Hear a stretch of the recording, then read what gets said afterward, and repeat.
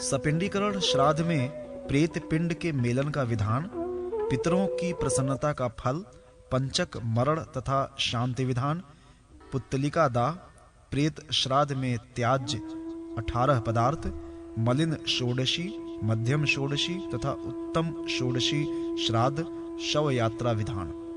तार्क्ष ने कहा, हे जनार्दन, अब मुझे दूसरा संदेह उत्पन्न हो गया है।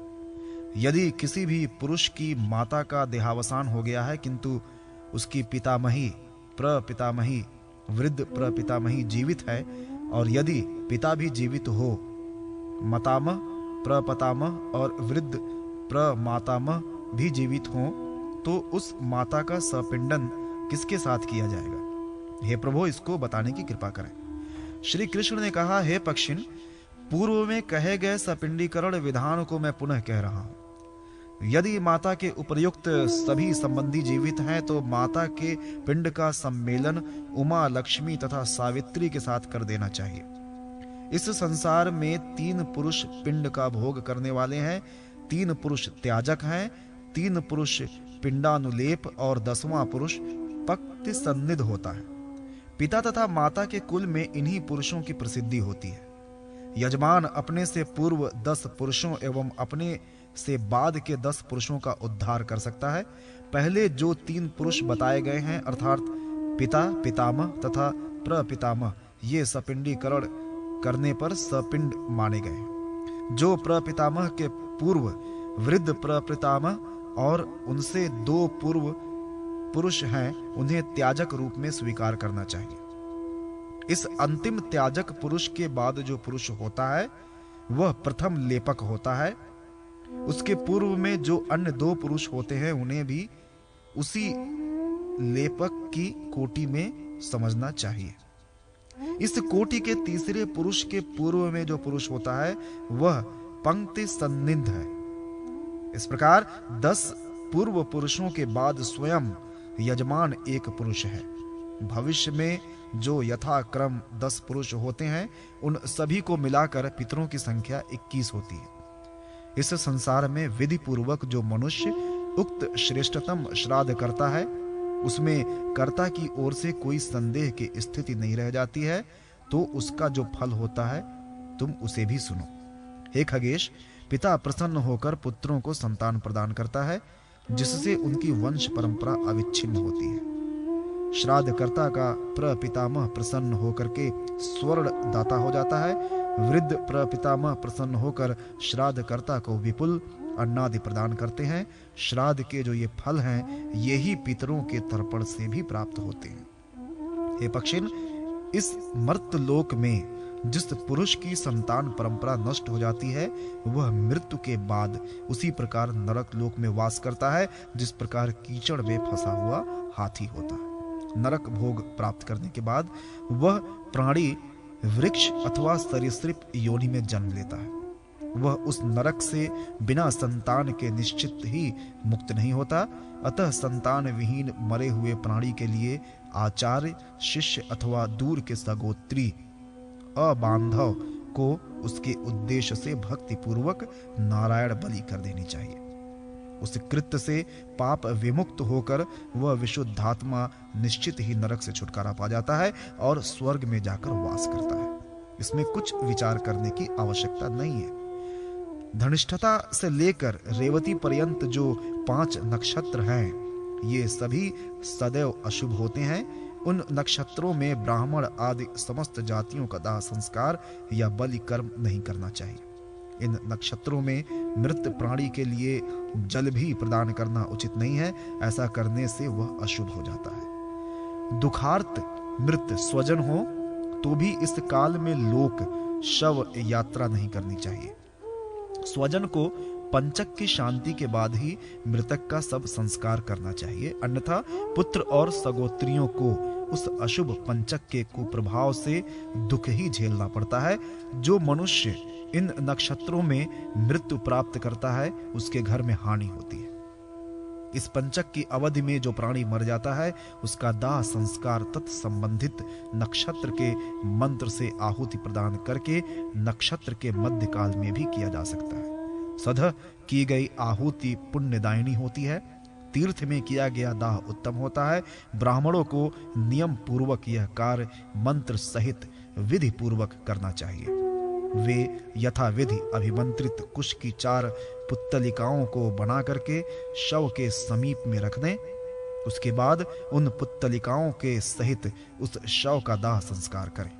तदनंतर सूतक के समाप्त होने पर पुत्र को शांति कर्म भी करना चाहिए। जो मनुष्य इन घनिष्ठाति 5 नक्षत्रों में मरता है उसको उत्तम गति नहीं प्राप्त होती है। अतएव उसके उद्देश्य से तिल, गौ, स्वर्ण और घृत का दान विप्रों को देना चाहिए। ऐसा करने से सभी प्रकार के उपद्रवों का विनाश हो जाता है। अशौच के समाप्त होने पर मृत प्राणी अपने सत्पुत्रों से सद्गति प्राप्त करता है। जो पात्र, पादुका, छत्र, स्वर्ण मुद्रा, वस्त्र तथा दक्षिणा ब्राह्मण को दी जाती है वह सभी पापों को दूर करने वाली है। पंचक में मरे हुए बाल, युवा और वृद्ध प्राणियों का और्ध्व देहिक संस्कार प्रायश्चित पूर्वक जो मनुष्य नहीं करता उसके लिए नाना प्रकार का विघ्न जन्म लेता है।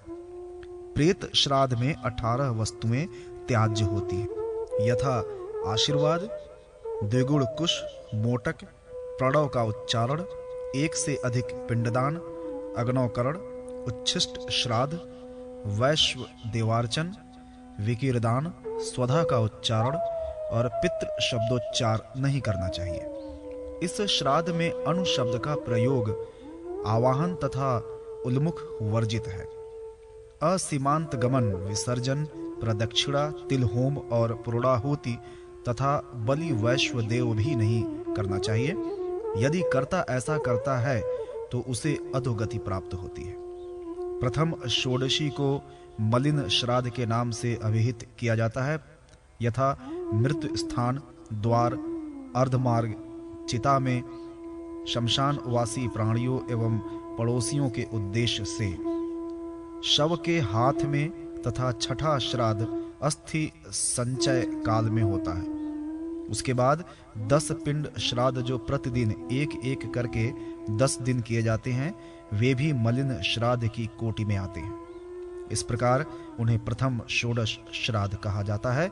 हे तार्क्ष, अन्य मध्यम या द्वितीय षोडशी को भी तुम मुझसे सुनो। इस षोडश श्राद्धों की क्रिया में सबसे पहले विधिवत एकदश श्राद्ध करना चाहिए।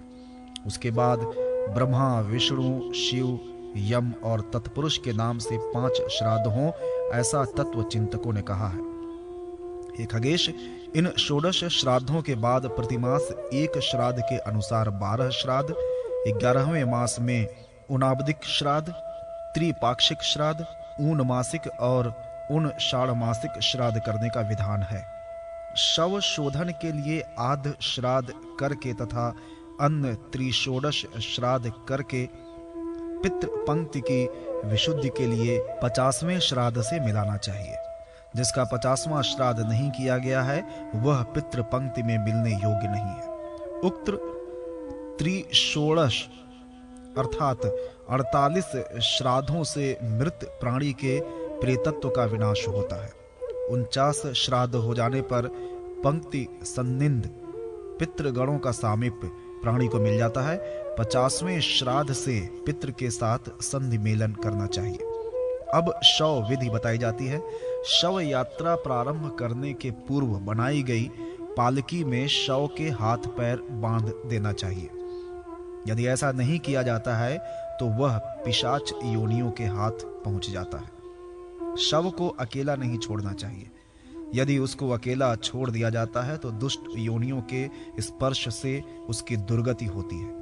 गांव के मध्य शव विद्यमान है, ऐसा सुनने के बाद इच्छा अनुसार यदि भोजन कर लिया जाता है तो उस अन्न और जल को क्रमशः मांस और रक्त समझना चाहिए। गांव के बीच शव के रहने पर तांबुल सेवन, दंत धावन, भोजन, स्त्री सहवास तथा पिंडदान त्याज्य है। स्नान, दान, जप, होम, तर्पण और देव पूजन का कार्य करना भी व्यर्थ ही हो जाता है। हे पक्षीराज, बंधु बांधव और सगे संबंधियों के लिए मृत काल में ऐसा ही उपयुक्त व्यवहार अपेक्षित है। इस धर्म के त्यागने से प्रेत पाप संलिप्त हो जाता है।